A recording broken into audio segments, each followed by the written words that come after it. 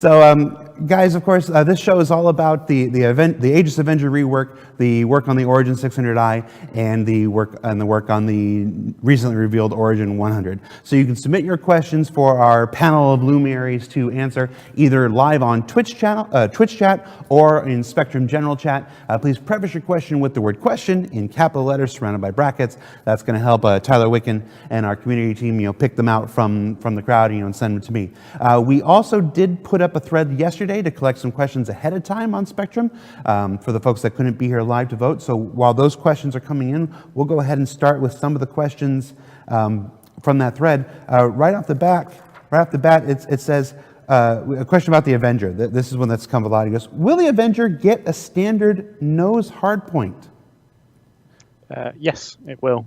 So like the Gladius that got a standardized one in 3.0 or 3.1. The Avenger Rework has the same.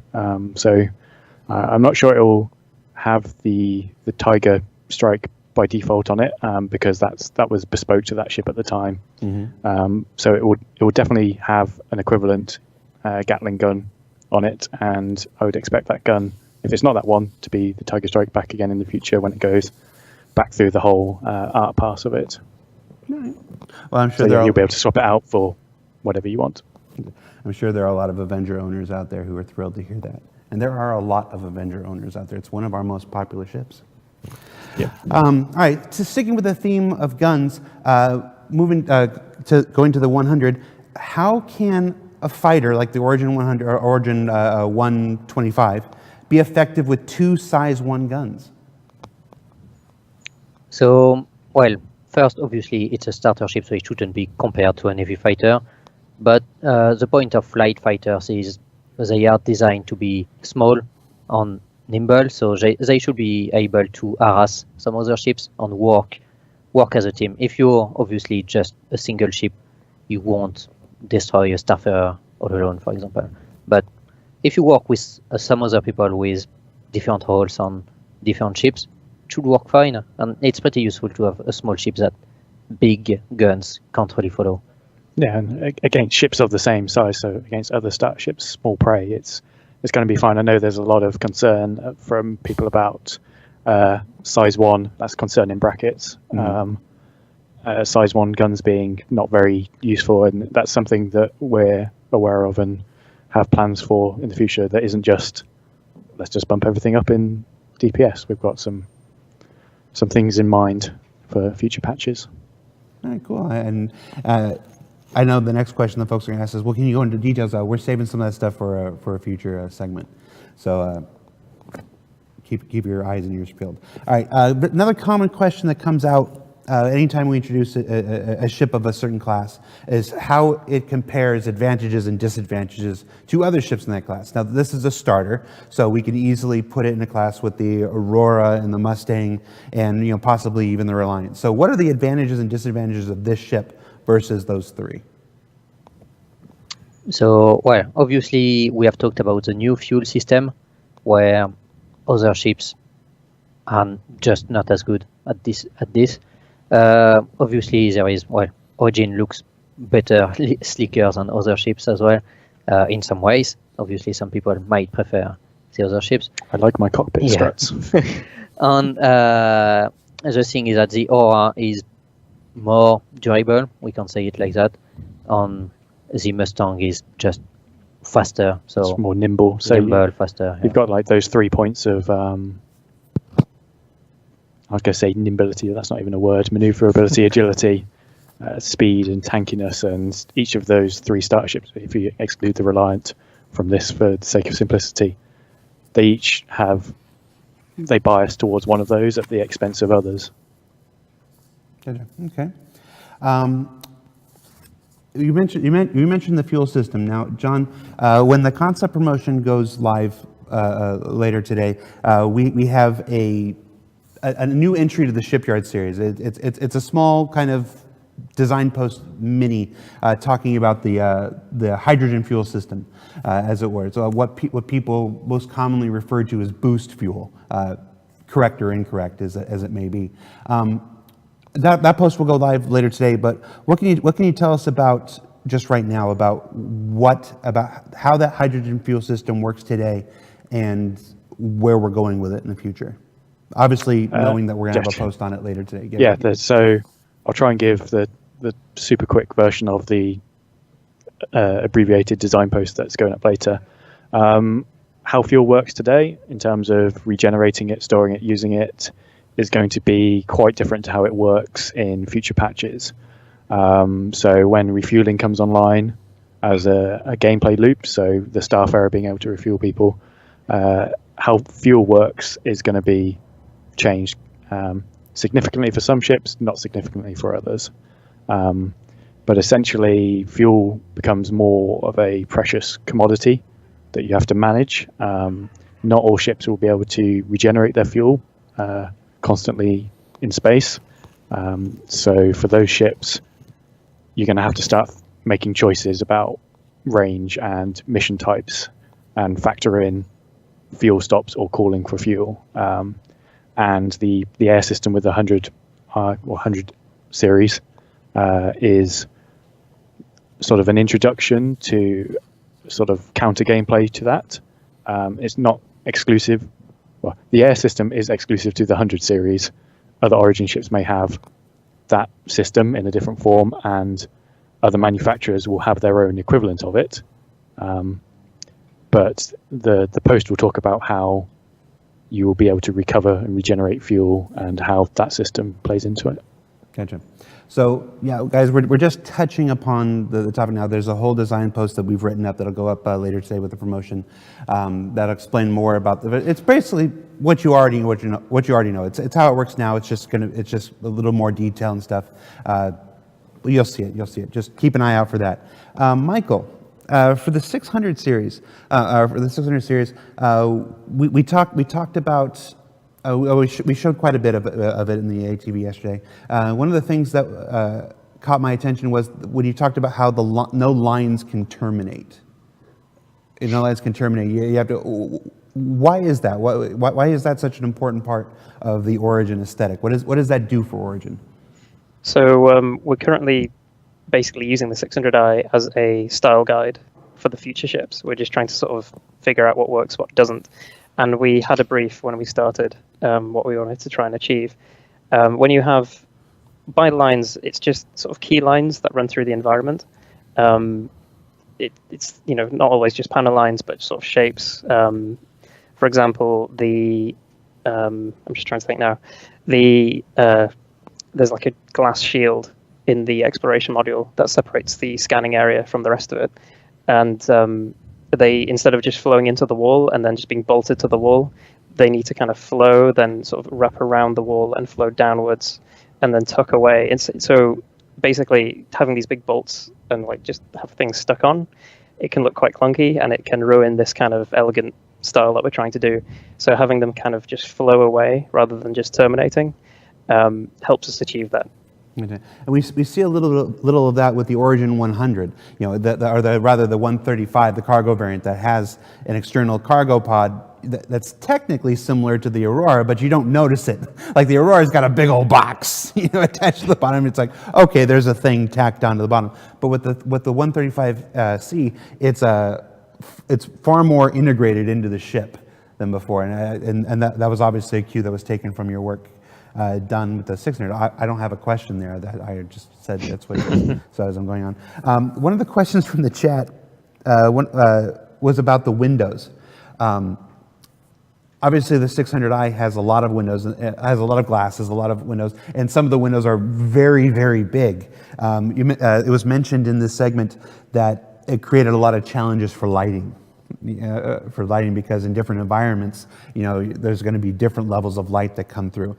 Is that a problem that you have to deal with on the vehicle team, or is that something for VFX artists or for some other department? That's a bit of both, really. So we have an idea of what we want to do, and then it's a case of asking other departments if we can do it sometimes. In the case of the windows, we basically just need to figure out how we can tint the windows to kind of prevent more light coming in. But there's things we can do as well. So I mentioned in the episode, I believe, that we can actually increase the brightness in the ship in those areas, so that when the sun does come in, it's not as glaring. It's not as overexposed when the natural light hits. So it's just a case of figuring out what we can do. I mean, the graphics team here is very good. They tend to be able to do a lot of magic, and but that said, we don't, we try and meet halfway most of the time. We don't just expect them to do everything. We have to come with intelligent solutions that work. So yeah, it's just about finding a balance. The stuff we can do, the stuff they might be able to do. We just got to ask, basically. Yeah, that's a good way to remind folks that the 600i still has quite a bit of development left to do. Which we did a ship shape on it yesterday, but it's still it's not early, but it's by no means complete. There's still quite a bit of work. When you saw a lot of footage that said work in progress, stuff like that. It's not a ship due until 3/2, which is at the end of June. So the vehicle team is still working on it, the tech team is still working on it, the VFX, all that good stuff. So it will only get better from here. Corentin, question from the live chat has to do with the visibility for the 100. Now, the Origin ships that we've seen so far, the 600 obviously has an amazing field of view. Folks can get into the 300, and yes, the 300 is due for a rework later this year, but the 300 series has a pretty good field of view, in its own right now. The M50 also with the bubble canopy. What can you tell us about the field of view for the 100? We haven't seen a shot from inside the cockpit, looking out. And obviously, the ship hasn't been built out yet; it's still concept. But what are your thoughts there? So we've tried to push as much as possible to have some space for the pilot, especially to adjust if needed later on. Like we've noticed some feedback about the Razor, for example, where I guess this question is about this as well. Mm-hmm. Well, there is no threat from what we can see.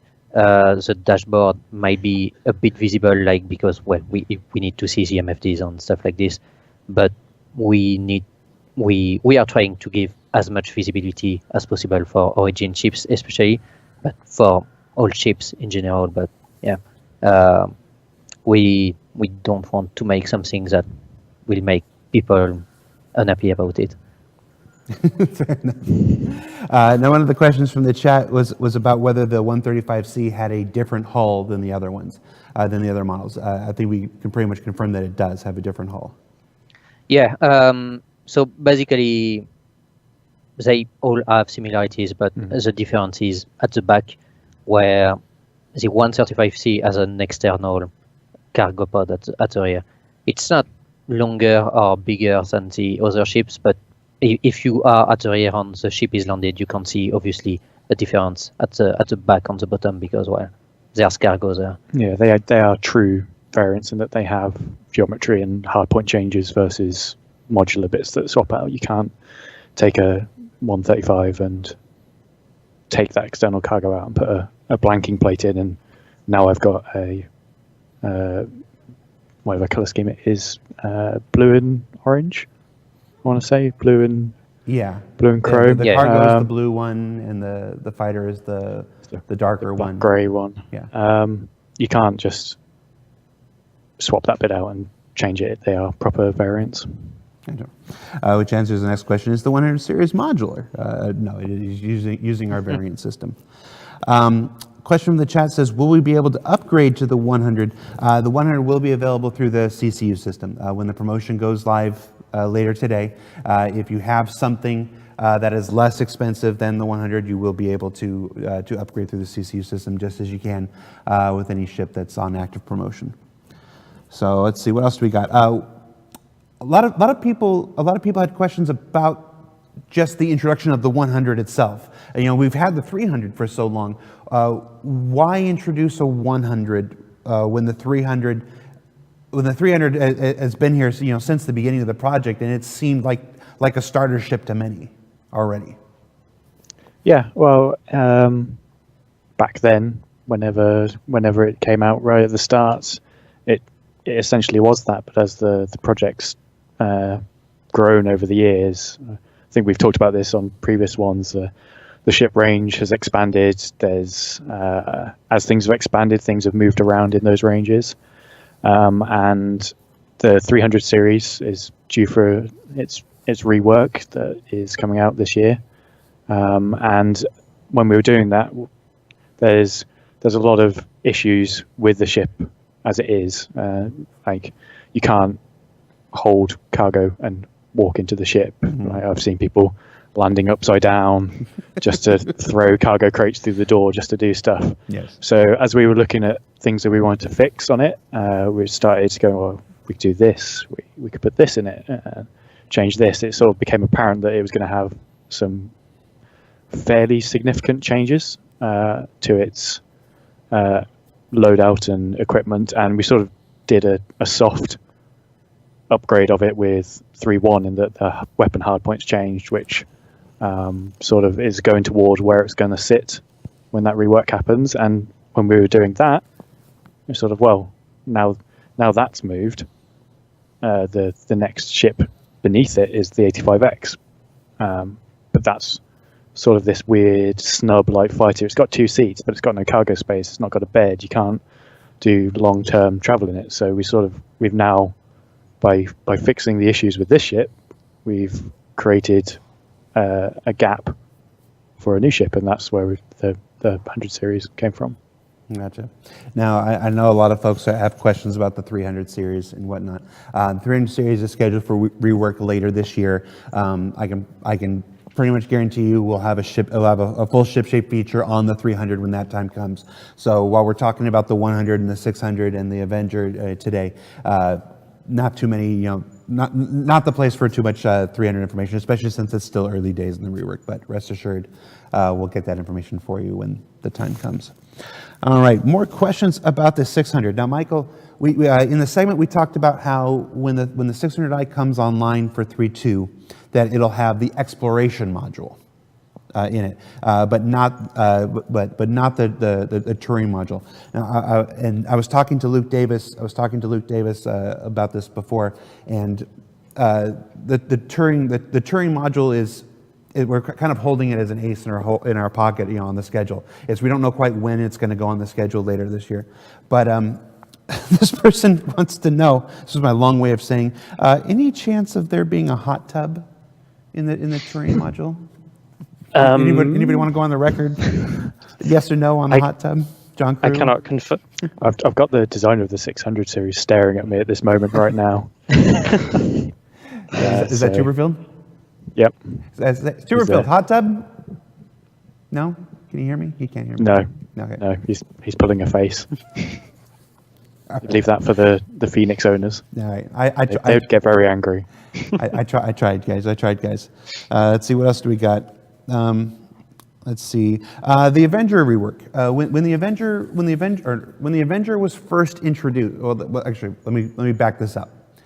When the idea of the Warlock and the Stalker and all that stuff was first introduced, they were introduced as modules. Get the Bounty Hunter module, put it in the ship. Get the EMP module, put it in the ship. Because we didn't have the player-facing modular system online at that time, and we still don't at this moment, they were introduced as variants. This question asks, will the ships stay as variants, or might they go back to their modular nature? Still a bit up in the air at the moment. As it stands, they still function as modules, but they're set up as variants. The whole mechanics of swapping them in and out is we're not quite sure where we want to go on them. There's no hard answer either way at the moment for them, I'm afraid. Yeah, no, fair enough.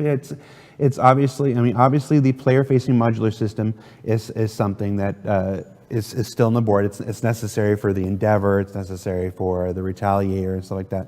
So it's unfortunately a question that doesn't need an answer until that system is ready to be developed and ready to come online. So rest assured, we won't forget when the time comes. We'll re-ask the question. Another question has to do with the rover on the 600i. Now, the 600i was originally premiered with a Origin rover, a nondescript Origin rover. It's very, very common question is whether the ship will come with the Origin rover when it comes in 3.2. Is that the case? It won't come with the Origin rover in 3.2. The Origin rover design brief is done, pending sign-off and a concept artist being assigned to it. So given the timeline, that's simply not going to get done between now and 3.2. Yeah. We actually talk a little bit about it on the Calling All Devs that's going to air on Monday, about how the snub craft, like the Pisces for the Carrack, the Merlin for the Constellation, and stuff, they're actually, they're developed as separate ships. They are standalone, vehicles in their own right.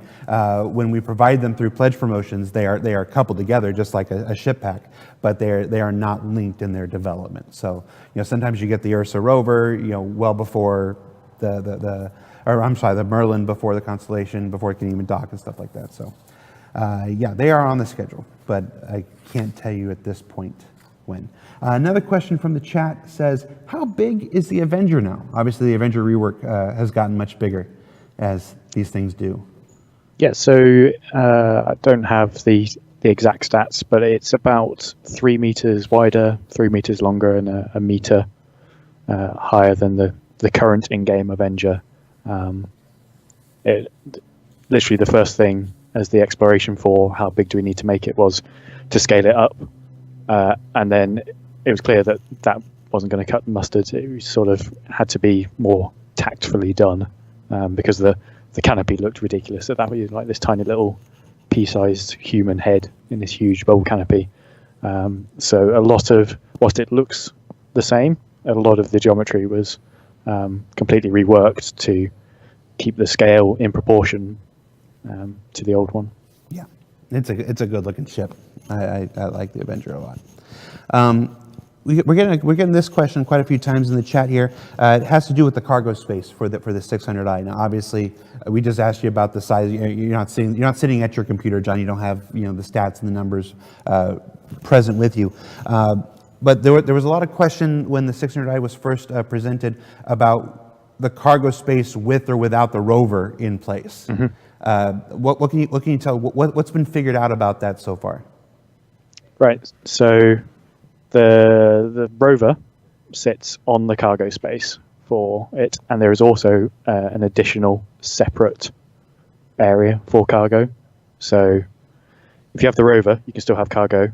If you don't have the rover, you can have more cargo. Fair enough. And of course, the specific numbers of that will come when the ship is complete and launched with 3.2. Yes. So we'll update the ship stats page once that's all locked.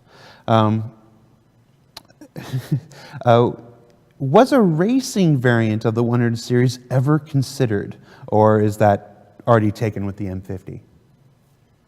So I think it was never really considered because we have the M50 on the side and there's the 350R. 350R. It's already quite heavily loaded in Origin's favor. Here's a question for Michael. What types of inspiration do you use when working on a ship like the Origin 600i? We looked a lot at like car manufacturer, like the concept cars that they came up with. If you actually go on Pinterest and type in, for example, like BMW concept art, you get a lot of really nice sketches, that sort of stuff. And yeah, it was basically just collaborating with the concept artist who came up with the 600i. We shared our resources basically, and just going from there. And then of course we looked at like luxury yachts. That's going to probably come in more into play with the 890 jump. And yeah, we just sort of looked at the shape language rather than specifics, because if you look at specifics, then you try and shoehorn things that don't quite fit into places that don't quite fit in anyway. And so yeah, just creating a broad style based on those ideas, they really helped quite a lot. Cool. Question for you, John, about since you're the design guy here. A lot of the talk about this, the 600 in the segment, and everybody was very excited about the 600 and how cool it is. Some got the impression that the 600 wasn't an alternative to the Constellation, but it might just be overall better than the Constellation. What are your thoughts about that? Is the 600 just completely better than the Constellation, and everybody should throw their Constellations away and buy a 600? I wouldn't say that's. I think that'd be a slight overreaction. Yes. They're competitors in some ways. But they each have their own pros and cons. So, I mean, the Constellation is missiles for days coming out of that thing. It has its own snub craft. It's got different turret layouts. It can hold more cargo. But the Origin is a bigger ship and looks really nice.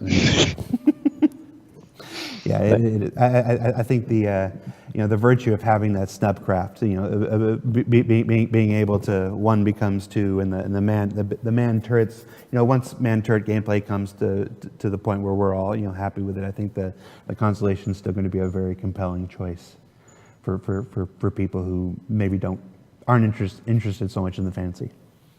Yeah, but the fancy is really nice. Like I didn't think I was a fancy person, but then I saw it. I'm like, I think I might be a fancy person now. All right, what else do we got? Most common question. Why is this? You guys can always be counted on. What ships will the Origin 100 fit inside? I have to ask. It comes up too much. It'll fit inside any that it physically fits inside. We didn't design it specifically to fit in or out or not in or out of any specific ship. It's broadly similar to the 85X in dimensions, so you could theorize that it would complement an 890 jump nicely if you wanted to do that. But beyond that, we haven't gone out and measured. I mean, I am sure that people will find some ways to make some ships fit somewhere. I've seen the videos of starfarers laden with stuff, but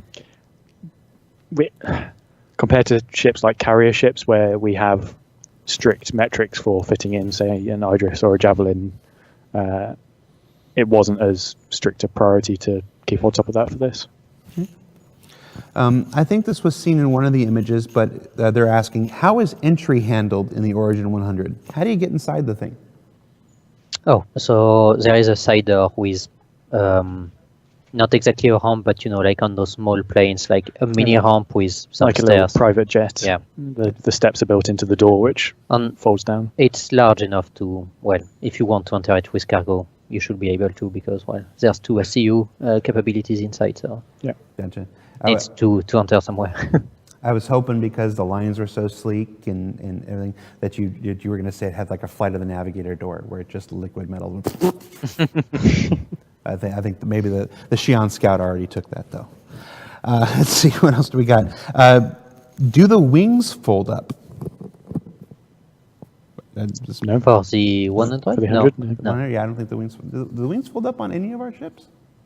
The Eclipse. The Eclipse. That's right, the Eclipse. The Eclipse wings fold up for the exact reason I mentioned earlier about fitting in the Idris.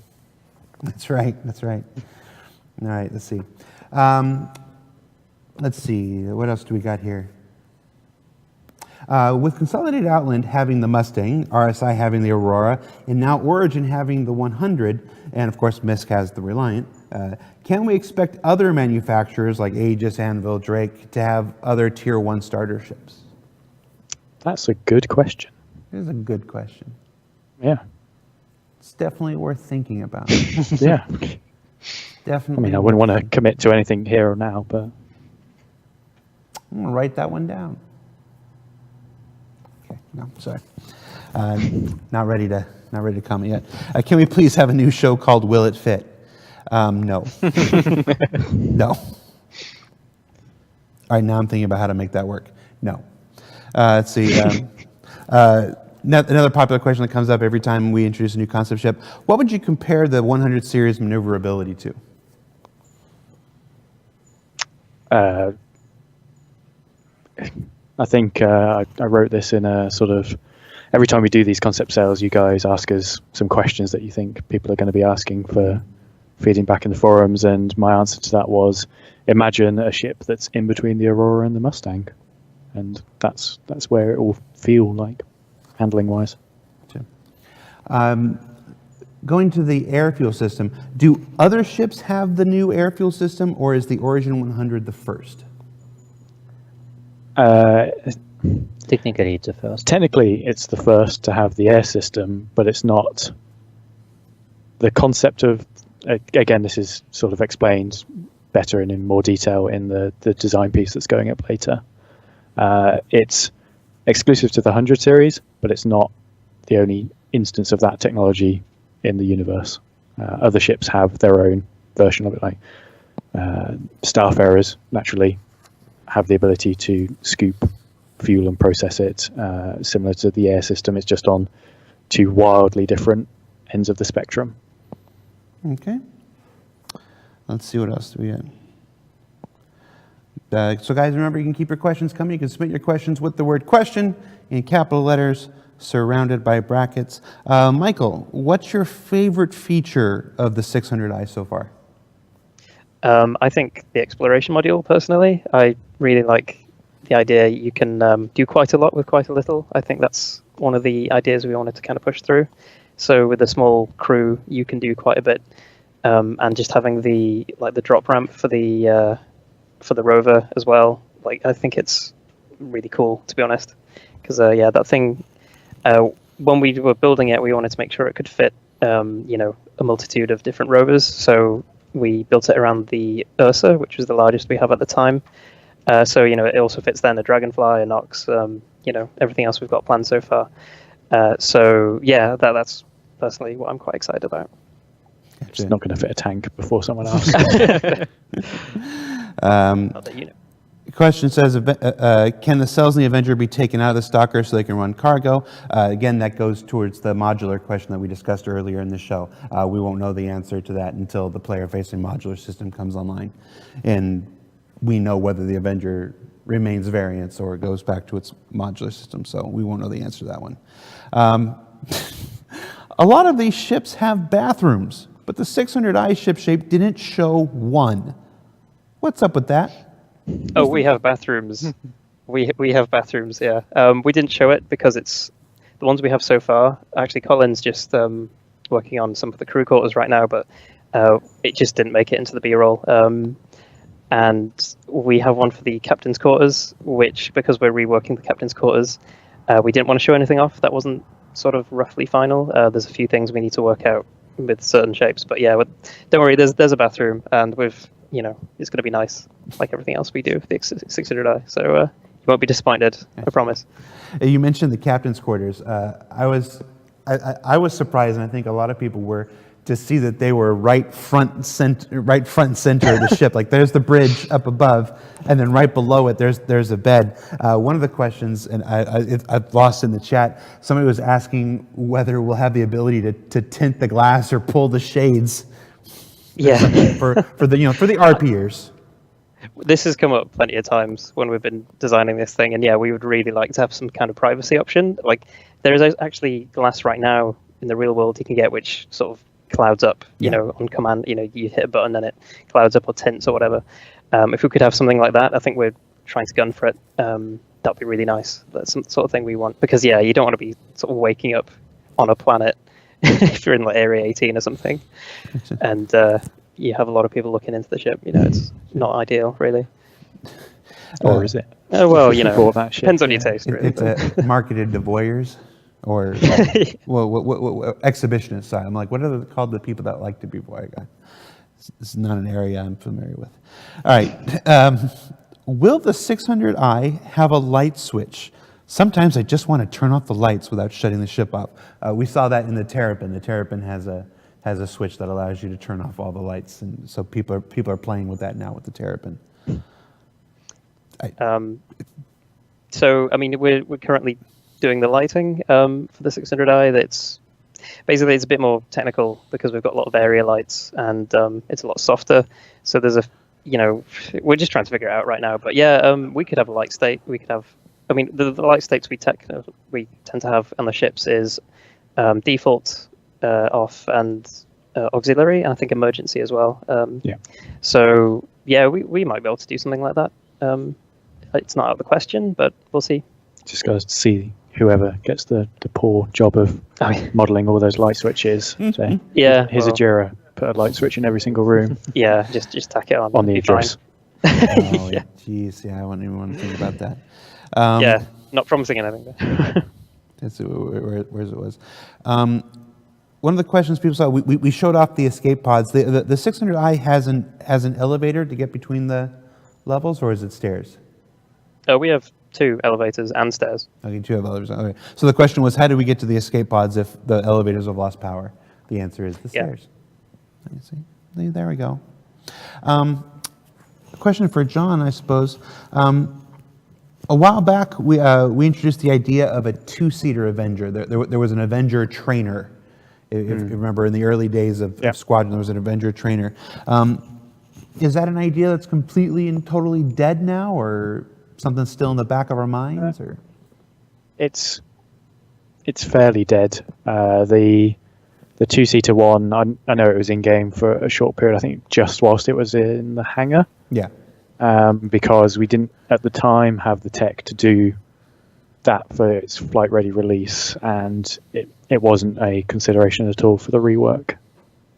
So there's no immediate plans for it. Fair enough. Let's see what. Ooh. Okay, with the introduction of the air system for Origin, will other Origin ships get the air system retroactively? Like, might the 890 Jump or the 600i get the air system? Again, this is all going to come with the refueling post. They will have similar systems. It might not be branded as the air system. That is bespoke and has certain features above and beyond the others. Any plans to bring other modules besides touring and exploration to the 600i? And you want a Bombay option for the 600? Any thoughts percolating in your head for other modules? There's always lots of thoughts percolating. The way you guys have built it means it is truly modular. All the doors are in the same place. So in the future, there's nothing stopping us putting an extra one, and it will just plug in, plug out all the doors, nicely align. But there's no designs approved and signed off for anything else to go in there. Gotcha. This question says, can we expect the Holo Viewer for the 600i to be working in 3.2? The Holo Viewer for the 600i works now. I was just using it the other day. But there will be an updated Holo Viewer, with the in-game model. It's usually how the process works. We put the concept model in there, and then the next time that model is updated is when the ship goes, implemented in the game, and we get the final model from people like Michael, who send the model to us, and we put it up there. So I think the implication is that it's not working now. It is working now. It's just the concept model. So yeah, because I was in there. You can spin the camera around. You can see the struts that were there in the original concept model. So let's see. On the 600i, we saw a pool table. Any other recreational activities we're not aware of? Unless Colin snuck some in. Not that I'm aware of. Obviously, the touring module's open to stuff, maybe. I don't know yet. We need to kind of figure out the space for that module itself, and how many rooms and so on we need in there. So, yeah, it's, for us, what I understand, it's just a pool table. Yeah. Okay. What more do you need? Yeah, exactly. Any thoughts to make the pool table actually usable, John? You want to get in there and... I would highly recommend playing some Star Marine and looking in Echo 11 at their pool table if you want to play with a pool table. There you go. How many decks and levels are on the 600i? 2 decks, and then, yeah, that's it, I think. Yeah, it's got those weird, because it goes up and down a little in places. Yeah. Technically it's 2, but it can feel like more than 2 at times. Well, that's about it, guys. That's about all the time we have for the show. So thank you so much. You did it. No problem. No problem. Anything else you want? That wasn't worth clapping for. Anything else you want folks to know about the 600 or the 100 or the Aegis Avenger rework before we let you go? No, I've got nothing. No, we're just going to crack on. Yeah, going to get back and keep on making it. Thank you, guys. All right, guys, we're going to take a quick break. Play it.